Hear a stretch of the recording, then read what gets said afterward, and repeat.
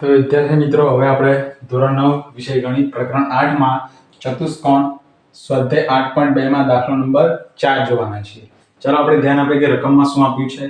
અહીં આપ્યું છે કે સમલંબ ચતુષ્કોણ ABCD માં AB સમાંતર DC. સમલંબ ચતુષ્કોણ ABCD દેખાઈ રહ્યો છે, એમાં AB સમાંતર DC આપ્યું છે. BD વિકર્ણ છે, BD એનો વિકર્ણ છે સમલંબ ચતુષ્કોણ, અને AD નું મધ્યબિંદુ E છે. AD નું મધ્યબિંદુ E છે. E માંથી AB ને સમાંતર અને BC ને F માં છેદતી એક રેખા દોરી. શું કીધું છે? E માંથી AB ને સમાંતર, આ E માંથી AB ને સમાંતર રેખા છે આ, અને BC ને F માં આપણે જોઈએ તો BC ને F માં છેદતી એક આ રેખા છે, દોરી છે. તે F, તો F એ BC નું મધ્યબિંદુ છે તેમ બતાવો. આ F બિંદુ એ વિદ્યાર્થી મિત્રો BC નું મધ્યબિંદુ છે તેમ આપણે સાબિત કરવાનું છે, બતાવવાનું છે. અહીંયા ચાલો, ખૂબ સરળ દાખલો છે વિદ્યાર્થી મિત્રો, તમને તરત આવડી જશે. ચાલો આપણે પ્રમેય 8.9 નો અહીંયા ઉપયોગ કરીશું. સૌપ્રથમ આપણને જે આપ્યું છે તે લખી દઈએ. અહીંયા શું આપ્યું છે? અહીંયા આપણને આપ્યું છે કે AB સમાંતર BC આપણને દેખાઈ રહ્યું છે. લખીશું અહીં AB સમાંતર DC, અને બીજું આપણે જોઈએ તો AB સમાંતર EF પણ છે. AB સમાંતર EF છે. માટે આપણે એમ કહી શકીએ વિદ્યાર્થી મિત્રો, હવે AB સમાંતર DC હોય, AB સમાંતર EF હોય, તો EF સમાંતર પણ DC કહેવાય.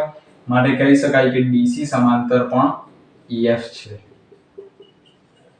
હવે વિદ્યાર્થી મિત્રો અહીંયા જોઈએ આપણે તો AD ના મધ્યબિંદુ E માંથી પસાર થતી રેખા એ BC ને અહીંયા M બિંદુમાં છેદે છે, આપણે દેખાઈ રહ્યું છે. અને આપણે M બિંદુ નામ આપી દઈએ. આપણે લખીશું હવે જે આપ્યું છે તે AD ના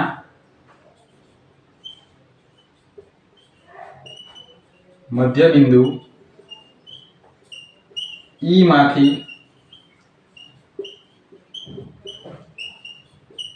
પસાર થતી રેખા કોને? BD ને બિંદુ M માં છેદે છે. BD ને બિંદુ M માં છેદે છે. બરાબર છે? જે આપ્યું છે તે લખ્યું છે. હવે વિદ્યાર્થી મિત્રો, હવે અહીંયા ધ્યાન આપજો. ત્રિકોણ ABD માં ધ્યાન આપવાનું છે. આપણે બતાવવાનું છે કે BC એ F મધ્યબિંદુ છે BC નું. બરાબર છે? તો આપણને ખબર છે વિદ્યાર્થી મિત્રો કે ત્રિકોણની એક બાજુમાંના મધ્યબિંદુમાંથી અને બીજી બાજુના સમાંતર રેખા પસાર થતી હોય તો તે ત્રીજી બાજુને કેવી હોય? દુભાગે. ત્રીજી બાજુના બે સરખા ભાગ કરે, એટલે કે કટકા કરે. હવે વિદ્યાર્થી મિત્રો, આપણને એક ત્રિકોણ ABD મળે છે. હવે અહીંયા તો ચતુષ્કોણ આપ્યું છે, તો આપણે કેમ મધ્યબિંદુ સાબિત કરીશું? પ્રમેયમાં તો આપણને 8.9 પ્રમેયમાં શું આપ્યું છે આપણને કે ત્રિકોણના એક બાજુના, આપણે અહીંયા સમજી લઈએ પ્રમેય સૌપ્રથમ કે આ ધારો કે વિદ્યાર્થી મિત્રો આ ત્રિકોણ છે, તો ત્રિકોણ પ્રમેય 8.9 શું કહે છે કે ત્રિકોણના એક બાજુના મધ્યબિંદુમાંથી પસાર થતી રેખા બીજી બાજુ, આ બીજી બાજુ છે, બીજી બાજુને સમાંતર હોય, આ બીજી બાજુને સમાંતર છે, તો ત્રીજી બાજુને પણ દુભાગે. એટલે કે આ બે કેવા ભાગ થાય? સરખા ભાગ થાય. બરાબર છે મિત્રો? તો આ જ આપણે સાબિત કરવાનું છે. તેથી વિદ્યાર્થી મિત્રો, હવે આપણે પહેલો ત્રિકોણ લેવાનો છે, ત્રિકોણ ABD. તો લખીશું આપણે ત્રિકોણ ABD માં મધ્યબિંદુ E માંથી, આ મધ્યબિંદુ E છે AD નું, મધ્યબિંદુ E માંથી પસાર થતી રેખા આપણે જોઈએ તો એ AB ને સમાંતર છે. આ E રેખા AB ને સમાંતર